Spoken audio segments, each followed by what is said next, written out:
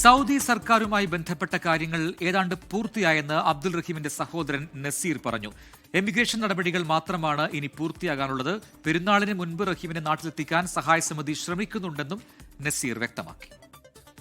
അവർ പറയുന്നത് ഉമ്മാൻ്റെ ഒപ്പം പെരുന്നാൾ കഴിപ്പിക്കാനുള്ള അതിൻ്റെ ഒരു സ്പീഡപ്പിലാണ്. അവിടെ എല്ലാവരും അതിൻ്റെ ജാഗ്രതയായിട്ട് നിൽക്കുകയാണ്.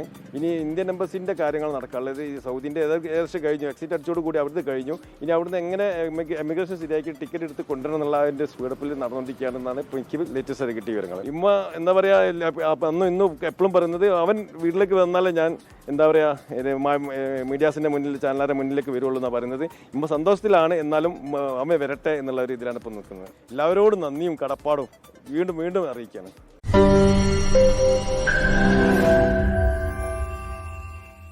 ലോകത്തെവിടെയായാലും ഏത് സമയത്തും 24 വാർത്തകളും ഓഗ്മെന്റഡ് റിയാലിറ്റി പാക്കേജുകളും എക്സ്പ്ലെയിനറുകളും വിശദമായി കാണാൻ ഞങ്ങളുടെ യൂട്യൂബ് ചാനൽ നിങ്ങൾക്ക് സബ്സ്ക്രൈബ് ചെയ്യാം.